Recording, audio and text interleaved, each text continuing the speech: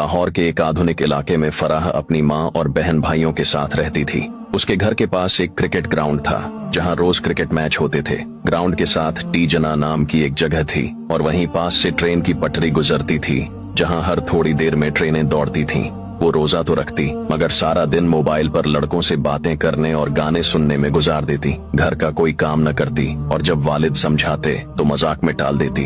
रोजा रखना ही बहुत बड़ा काम है, बाकी सब फजुल है। उसकी माँ भी ऐसी ही थी, दौलत को सबसे ज्यादा अहमियत देने वाली, शौहर और नेक बेटे को दबाने वाली और बेटियों को आजाद छोड़ने वाली। फराह की बहन भी उसी की तरह थी। इन दोनों को न रोजे की कदर थी न इबादत की, मगर जब घर वाले देखते तो फराह इबादत का झूठा ड्रामा करने लगती। तस्बीह हाथ में लेकर बैठ जाती ताकि सब यही समझें कि वो नेक है। फराह का बाप एक मेहनती मजदूर था जो सुबह काम पर चला जाता और रात को थका हारा घर लौटता, मगर जब वो आता तो बीवी उसके साथ नौकरों जैसा सलूक करती। वो खाने के लिए कहता तो वो तंजियां कहती, इतनी मेहनत करते हो फिर भी शिकायतें करते हो, खुद जाकर खा लो। जब वो अपनी मेहनत की कमाई घर लाता तो बीवी जबरदस्ती उसके हाथ से पैसे छीन लेती और पूछती, पूरे पैसे कहाँ हैं? एक एक रुपए का हिसाब दो। अगर शौहर कुछ पैसे अपनी जरूरतों के लिए रख लेता तो वो चीखने लगती, ये पैसे मेरे हैं, तुम्हें अपनी कमाई रखने का कोई हक नहीं। दो भाई, एक माँ का गुलाम, दूसरा बाप की तरह मेहनती फराह के दो भाई थे।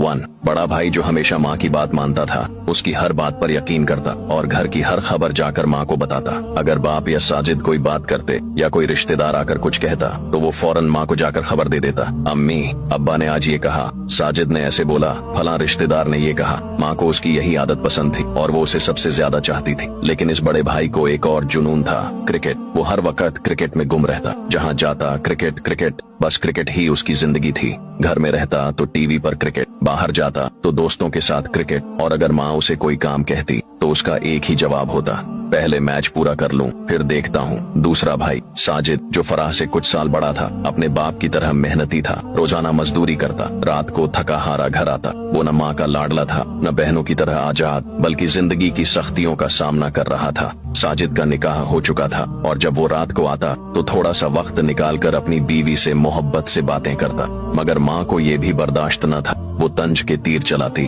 अब बीवी के बगैर 2 मिनट नहीं रह सकते। माँ के लिए वक्त नहीं बचा, बस बीवी ही सब कुछ बन गई। तू भी अपने बाप की तरह बीवी का गुलाम बन गया। रमजान की खूबसूरत रात, फराह पर अल्लाह का अजाब। एक रात जब सब लोग तरावीह पढ़ रहे थे, फराह और उसकी बहन मोबाइल में मग्न थीं। अचानक फराह का जिस्म कांपने लगा, आंखों के आगे अंधेरा छा गया और वो जमीन पर गिर पड़ी। बहन खौफजदा हो गई। वो फराह के करीब आई और उसकी बेहोशी में सवाल करने लगी, फराह तुम्हें क्या हो गया? ये सब क्यों हो रहा है? कहीं तुम्हें अल्लाह के अजाब ने तो नहीं पकड़ लिया? मगर फराह कुछ न बोल सकी, उसकी जबान बंद हो चुकी थी। फराह को फौरन अस्पताल ले जाया गया। डॉक्टर ने कहा, इसका इलाज मुमकिन है मगर काफी पैसे लगेंगे। माँ के चेहरे का रंग बदल गया। वो जो सारी दौलत जमा करने में लगी रहती थी, आज जब बेटी की जिंदगी बचाने का वक्त आया तो वो कहने लगी, इतने पैसे मेरे पास नहीं है, मैं ये खर्च नहीं कर सकती। बड़ा भाई भी माँ की तरह ही था, वो भी खामोश खड़ा रहा। मगर साजिद आगे बढ़ा। उसने अपनी सारी जमा पूंजी निकाली और फराह के इलाज के लिए दे दी। अल्लाह ने रहम किया और इलाज के बाद फराह ठीक हो गई।